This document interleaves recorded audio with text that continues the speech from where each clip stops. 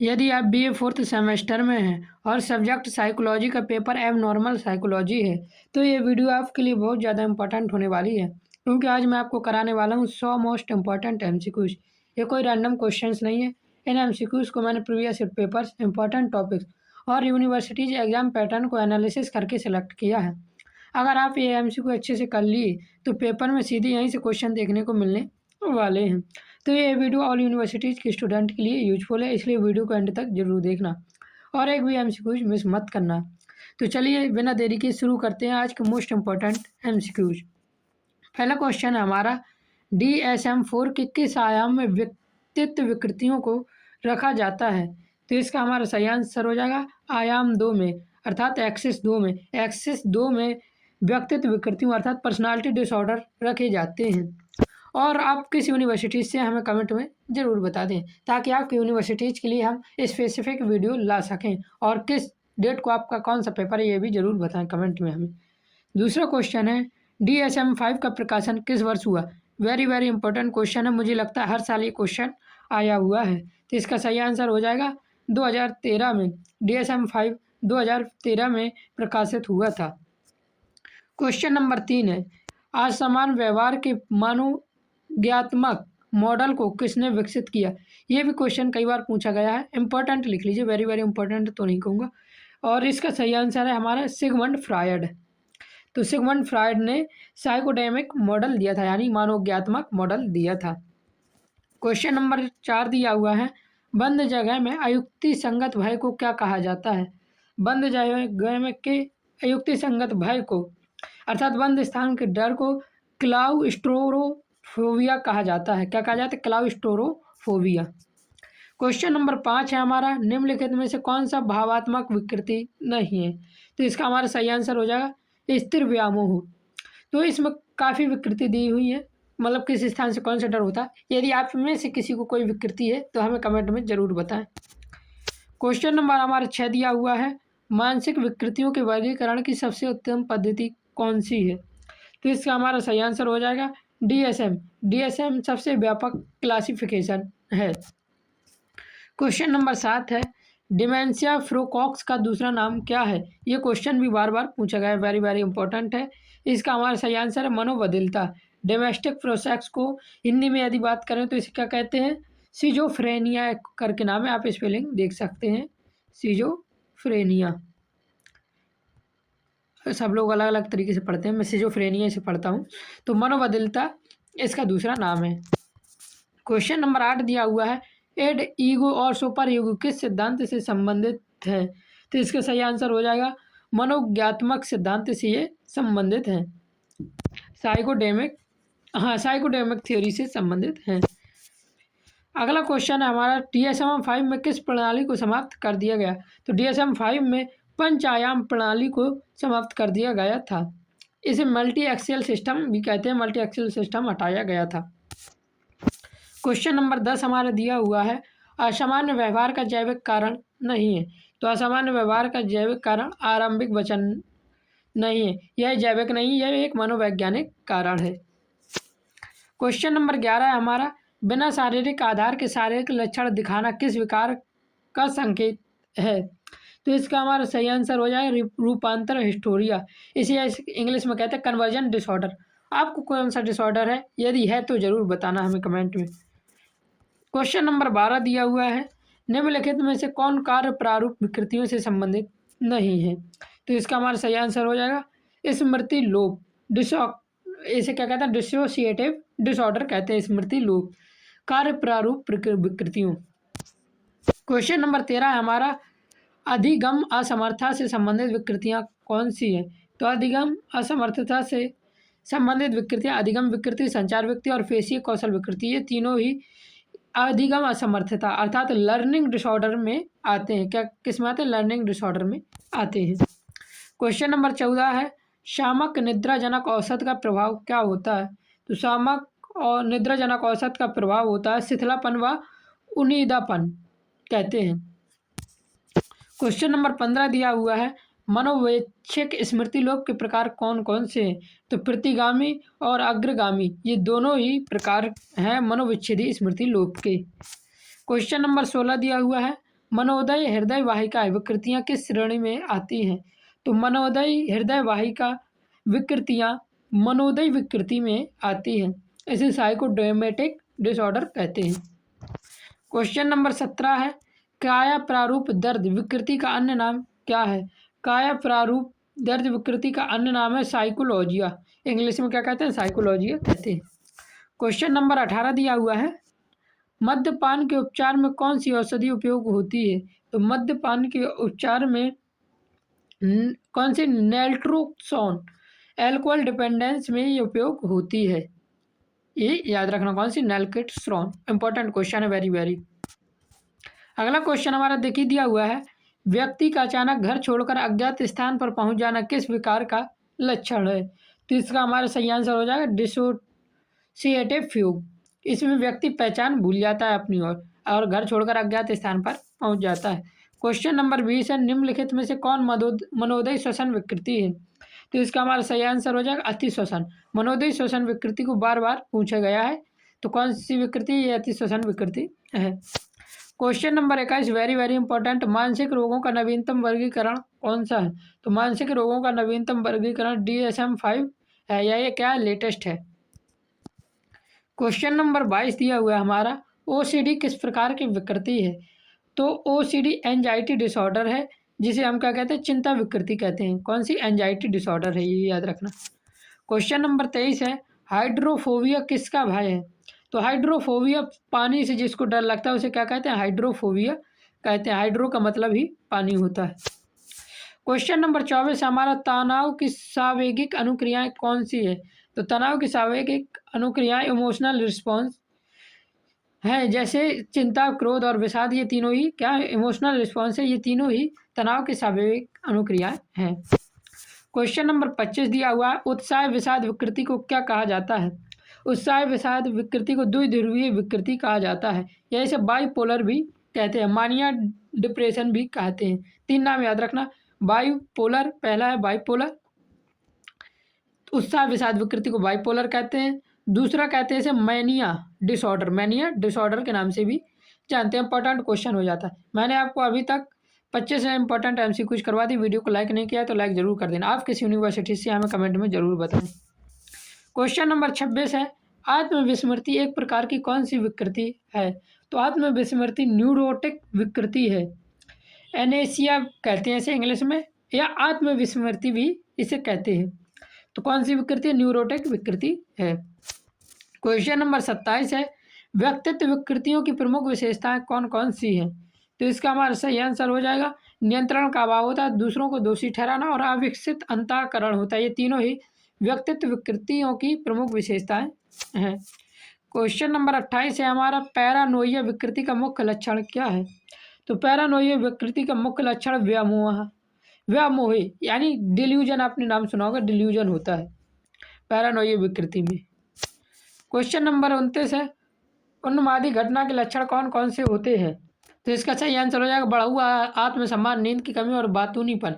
ये तीनों ही उन्मादी घटना के लक्षण होते हैं। क्वेश्चन नंबर 30 है, बार बार ताला जांचने जैसी प्रवृत्ति किस विकार से संबंधित है? तो इसका सही आंसर हो जाएगा OCD, मनोग्रस्तता बाध्यता। इसी क्या कहते हैं? रेपिटेटिव चेकिंग, मतलब किसी चीज़ को बार बार जांचना। तो कौन सी क्वेश्चन में पूछा जा सकता है, रेपिटेटिव विकृति कौन सी विकृति का लक्षण है? तो याद रखना OCD मनोग्रस्तता बाध्यता का लक्षण है। क्वेश्चन नंबर 31 है हमारा, निम्नलिखित में से कौन मनोदय विकृति का प्रकार है? तो इसका हमारा सही आंसर हो जाएगा मनोदय श्वसन विकृति, मनोदय अंतःस्रावी विकृति और मनोदय त्वचा विकृति। ये तीनों ही मनोदय विकृति के उदाहरण है। इंग्लिश में क्या कहते हैं? Psychosomatic disorder. क्वेश्चन नंबर 32 है, हाइपोकॉन्ड्रिया का मुख्य लक्षण क्या है? तो इसका हमारा सही आंसर हो जाएगा स्वास्थ्य के प्रति अत्यधिक चिंता करना। हाइपोकॉन्ड्रिया का एक मुख्य लक्षण है। हाइपोकॉन्ड्रिया में व्यक्ति बीमारी को लेकर चिंतित रहता है। क्वेश्चन नंबर 33 है हमारा, निम्नलिखित में से कौन मनोदय हृदय वाहिका विकृति से संबंधित नहीं है? तो इसका हमारा सही आंसर हो जाएगा बुलामिया। बुलामिया पाचन संबंधी विकार है, याद रखना। बुलामिया किससे संबंधित है? पाचन संबंधी विकार है। यह हृदय वाहिका विकृति से संबंधित नहीं। हृदय गतिवृद्धि, एंजाइम संरक्षण और धमनी विकार, ये तीनों ही हृदय विकृति से संबंधित हैं। क्वेश्चन नंबर 34 है, बुलामीय विकार में रोगी की क्या विशेषता होती है? तो बुलामीय विकार में पाचन संबंधी, बुलामीय विकार में हाँ पाचन संबंधी होता है, तो इसमें भूख अधिक लगने लगती है। इसे इंग्लिश में क्या कहते हैं? बाइंग ईटिंग कहते हैं। क्या कहते हैं? Buying eating. क्वेश्चन नंबर 35 है हमारा, मनोदय अमाशय संबंधी विकृतियां कौन सी है? तो मनोदय अमाशय संबंधी विकृति है बुलामिया व एनोरेक्सिया। कौन सी है? बुलामिया व एनोरेक्सिया है। ये ईटिंग डिसऑर्डर होते हैं। कौन सा ऑर्डर है? डिसऑर्डर है, ईटिंग डिसऑर्डर है ये। क्वेश्चन नंबर 36 है, ADHD का पूर्ण रूप क्या है? वेरी वेरी इंपॉर्टेंट क्वेश्चन है। सारे ही क्वेश्चन रिपीटेड और मोस्ट इंपॉर्टेंट है, लेकिन जो ज़्यादा ही बिल्कुल आने के चांस है मैं उनको बताता जा रहा हूँ। ADHD का पूर्ण रूप है अटेंशन डेफिलेक्ट हाइपर एक्टिविटी और डिसऑर्डर। क्वेश्चन नंबर 37 है, निम्नलिखित में से कौन न्यूरो विकासात्मक विकृति है? तो इसका सही आंसर हो जाएगा ऑटिज्म स्पेक्ट्रम विकृति। क्वेश्चन नंबर 38 है, वेरी वेरी इंपॉर्टेंट क्वेश्चन, त्वचा श्वसन हृदय व नाड़ी संबंधी विकार किस वर्ग में आते हैं? तो इसका हमारा सही आंसर हो जाएगा मनोकायिक विकार में आते हैं। इसे साइकोसोमेटिक डिसऑर्डर कहते हैं। क्वेश्चन नंबर 39 है, मानसिक रोगों का पहला वर्गीकरण किसने किया? ये भी इंपॉर्टेंट क्वेश्चन है बहुत ज़्यादा। तो मानसिक रोगों का पहला वर्गीकरण किसने किया था? तो इसका सही आंसर है एमिल क्रेपलिन ने किया था। इंपॉर्टेंट क्वेश्चन है, याद रखना। क्वेश्चन नंबर 40 हमारा दिया है, समान अनुकूलन संरक्षण गैस का सिद्धांत किसने दिया? तो इसका हमारा सही आंसर है हैंस सेलिये ने दिया था। गैस थ्योरी हैंस सेलिये ने दी थी। क्वेश्चन नंबर 41 है, असमान व्यवहार के कारण क्या हो सकते हैं? असमान व्यवहार के कारण जैविक, मानव सामाजिक और सामाजिक सांस्कृतिक, ये तीनों ही असमान व्यवहार के कारण हो सकते हैं। क्वेश्चन नंबर 42 है, किसी वस्तु से अयुक्ति संगत भय को क्या कहते हैं? तो किसी वस्तु से अयुक्ति संगत भय को फोबिया कहा जाता है। इसे इरेशनल फियर भी कहते हैं। क्वेश्चन नंबर 43 है, तनाव को मापने की विधियां कौन सी है? तो तनाव को मापने की विधियां आत्म रिपोर्ट, व्यवहार विधि और दैहिक सूचकांक, ये तीनों ही तनाव को मापने की विधियां हैं। क्वेश्चन नंबर 44 है, गैड का पूर्ण रूप क्या है? इंपॉर्टेंट क्वेश्चन है, याद रख लेना। गैड का पूर्ण रूप है जनरलाइज्ड का अरे इसमें ऑप्शन में नहीं है, तो इसका हमारा सही आंसर हो जाएगा नॉन। देखिए वैसे इसका क्या है? जनरलाइज्ड एंजाइटी डिसऑर्डर है। क्या है? Generalized anxiety disorder. मैं स्पेलिंग में इसी में सुधार कर देता हूँ, याद रखना, स्पेलिंग देख लेना। जनरलाइज्ड GENERALZED एंजाइटी ऑर्डर, याद रखना। तो क्वेश्चन नंबर 45, असमान व्यवहार का जैविक कारण कौन सा है? तो असमान व्यवहार का जैविक कारण है जैव रासायनिक कारक, बायोकेमिकल एम्बुलेशन कारण होता है असमान व्यवहार का। क्वेश्चन नंबर 46 है, समान अनुकूलन संरक्षण की अवस्थाओं का सही क्रम क्या है? जिसका हमारा सही आंसर है चेतावनी, प्रतिरोध और थकावट। गैस के 3 स्टेज यही है समान अनुकूलन संरक्षण के। क्वेश्चन नंबर 47 है, निम्नलिखित में से कौन चिंता विकृति नहीं है? रुकिए गेट का फुल फॉर्म, गेट का फुल फॉर्म नन के हिसाब से यार, ये थोड़ा इसका देख के मैं आपको कमेंट में पिन कर दूंगा क्या होगा इसका सही आंसर। वैसे जनरलाइज्ड होता है, लेकिन ए भी हो सकता है यहाँ पे आंसर। हाँ अब देखिए यहाँ से क्वेश्चन नंबर 47 है, निम्नलिखित में से कौन चिंता विकृति नहीं है? तो निम्नलिखित में से पैरानायु चिंता विकृति नहीं है। क्वेश्चन नंबर 48 हमारा मनोबदिलता का प्रमुख लक्षण क्या है? तो इसका हमारा सही आंसर है विघटित चिंतन मनोबदिलता का प्रमुख लक्षण है। क्वेश्चन नंबर 39 है, मानसिक विकृति के वर्गीकरण की नवीनतम पद्धति कौन सी है? तो DSM-5 मानसिक विकृति के वर्गीकरण की नवीनतम पद्धति है। क्वेश्चन नंबर 50 है, विषादी प्रतिक्रिया में सबसे गंभीर अवस्था को क्या कहा जाता है? तो विषादी प्रतिक्रिया में सबसे गंभीर अवस्था को गंभीर विषाद कहा जाता है। तो मैंने आपके 50 इंपॉर्टेंट MCQs करवा दी। वीडियो पसंद आया तो वीडियो को लाइक जरूर करना। आप किस यूनिवर्सिटी से हैं ये भी जरूर बताएं। आपको कोई डिसऑर्डर तो नहीं, ये भी कमेंट में जरूर बताना है। क्वेश्चन नंबर 51 है, मनोबदिलता के प्रमुख प्रकार कौन कौन से हैं? तो मनोबदिलता के पैरानॉइड, कैटोटोनिक और हेविफ्रेनिक तीनों ही मनोबदिलता के प्रमुख प्रकार हैं। क्वेश्चन नंबर 52 है, पैरानॉइड मनोबदलता का मुख्य लक्षण क्या है? तो पैरानॉइड मनोबदलता का मुख्य लक्षण है भ्रम और व्यामोह। इसे क्या कहते हैं? डिल्यूजन होता है इसमें। क्वेश्चन नंबर 53 है, कैटोटोनिक मनोबदलता में रोगी की क्या स्थिति होती है? तो कैटोटोनिक मनोबदलता में व्यक्ति गतिहीन व या कठोर होता है। क्वेश्चन नंबर 54 है, हेविफ्रेनिक मनोबदलता की विशेषता क्या है? तो हेविफ्रेनिक मनोबदलता की विशेषता असंगठित व्यवहार। क्वेश्चन नंबर 55 है, अवसाद के मुख्य लक्षण कौन कौन से हैं? तो अवसाद के मुख्य लक्षण उदासी, निराशा और रुचि की कमी, ये तीनों ही अवसाद के मुख्य लक्षण हैं। क्वेश्चन नंबर 56 है, उन्माद की विशेषता क्या होती है?